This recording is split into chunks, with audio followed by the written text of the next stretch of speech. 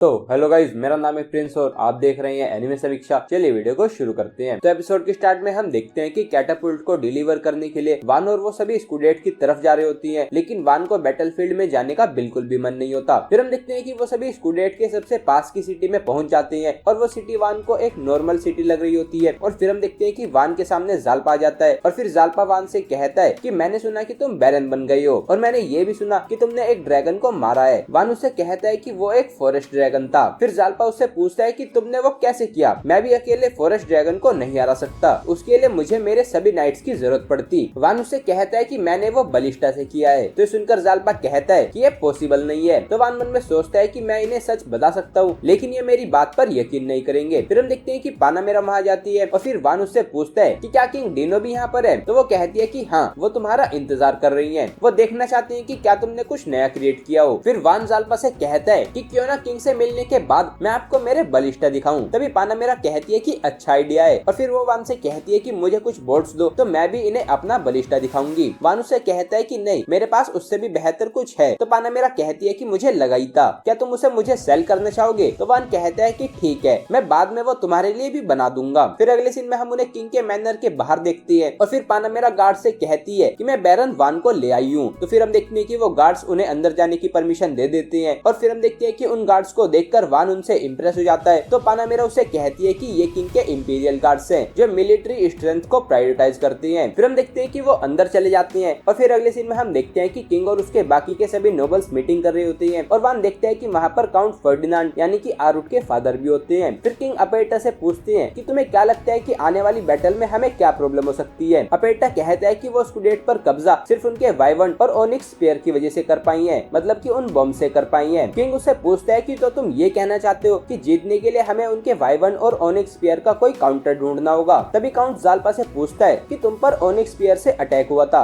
है ना? तो जालपा कहता है कि हाँ, उन्होंने पलक झपकते ही लगभग मेरे सभी सोल्जर्स को खत्म कर दिया था। फिर अपेटा वान से पूछता है कि क्या तुम्हारे पास उनसे बचने की कोई स्ट्रेटेजी है? तो वान कहता है कि हमें उनके ओनिक्स स्पीयर को यूज करने से पहले वाइवन्स को मारना होगा। किंग उससे पूछता है कि तो इसका मतलब तुम फ्रंट लाइंस पर जाने के लिए तैयार हो? वान उससे कहता है कि माफ करना, लेकिन मेरा ऐसा करने का कोई इंटेंशन नहीं है। हम देखते हैं कि उसके किंग से ऐसे बात करने से सभी नोबल शॉक हो जाते हैं और फिर वान किंग से कहता है कि मैं चाहता हूँ कि मुझे रियर लाइंस पर भेजा जाए। किंग उससे पूछता है कि क्यों? तो वान कहता है कि क्योंकि मैं नहीं चाहता कि मुझे चोट लगे। हम देखते हैं कि उसका ऐसे बोलने पर सभी नोबल्स उस पर गुस्सा हो जाते हैं और फिर जालपा गुस्से में वान से कहता है कि तुम सिर्फ एक छोटे से विलेज के लॉर्ड हो, तो तुम्हें अपनी जगह पता होनी चाहिए। वान उससे कहता है कि मुझे अपनी जगह पता है, लेकिन क्या आप सभी ग्रेट नोबल्स को ये पता है कि एक ऐसा लॉर्ड होना कैसा होता है जो बड़ी मेहनत से अपने छोटे से विलेज को प्रोटेक्ट करने की कोशिश कर रहा हो? वान उन सभी से कहते हैं कि मुझे एक ऐसे विलेज का लॉर्ड बनाया गया जो खत्म होने वाला था और मुझे मेरी फैमिली से कोई सपोर्ट नहीं मिला, लेकिन फिर भी हम सभी ने मिलकर उस विलेज को बचा लिया। तो अगर यालानेता किंगडम ने अटैक किया तो हमारे पास जीतने का कोई भी चांस नहीं है। तभी एक नोबल उससे पूछता है कि लेकिन यालानेता किंगडम एक छोटे से विलेज पर अटैक क्यों करेगा? तो बेटा उसे बताता है कि यालानेता ने सियातो विलेज में अपने सोल्जर्स को भेजा था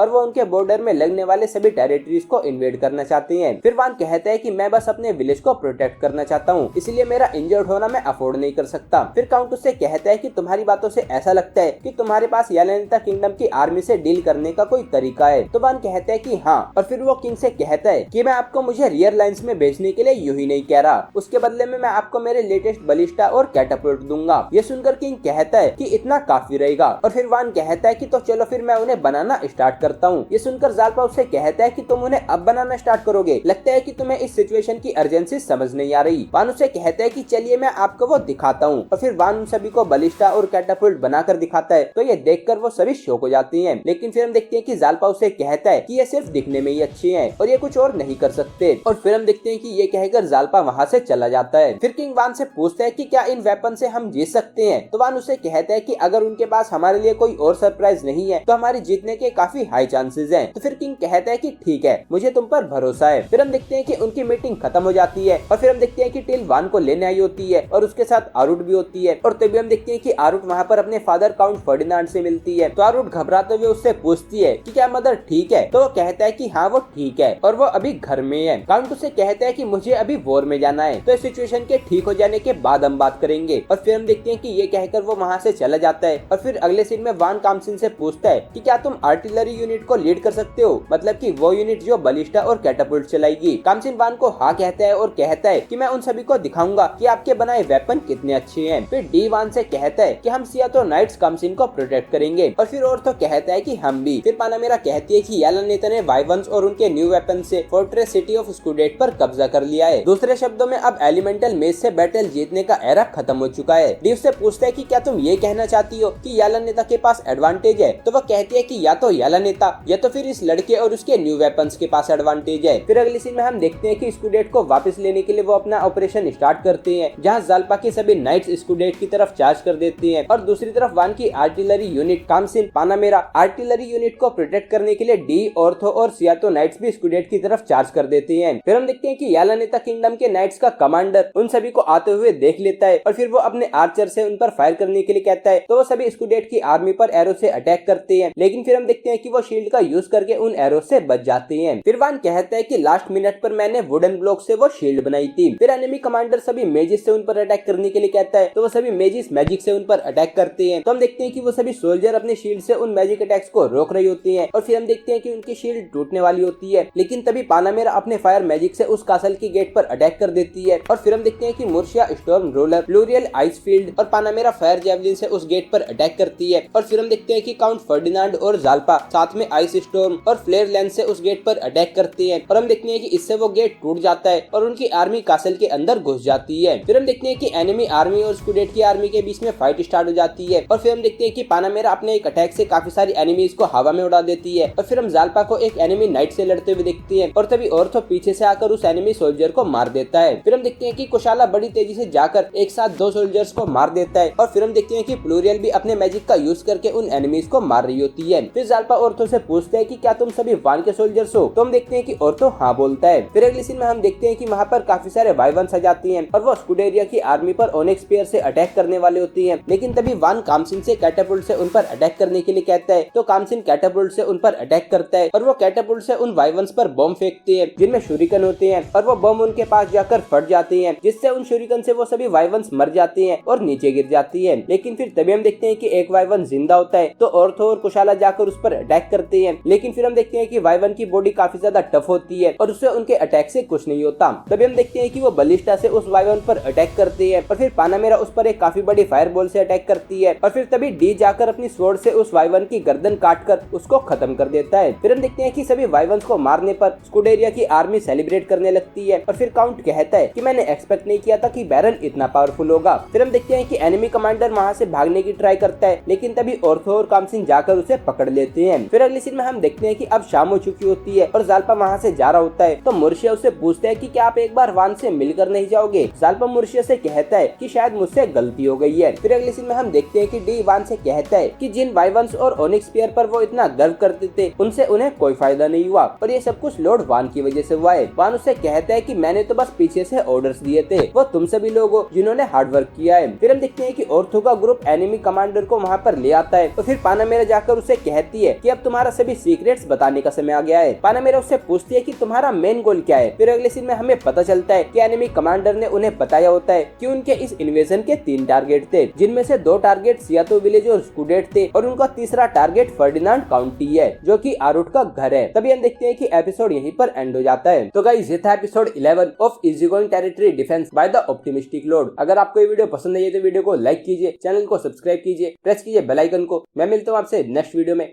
थैंक यू।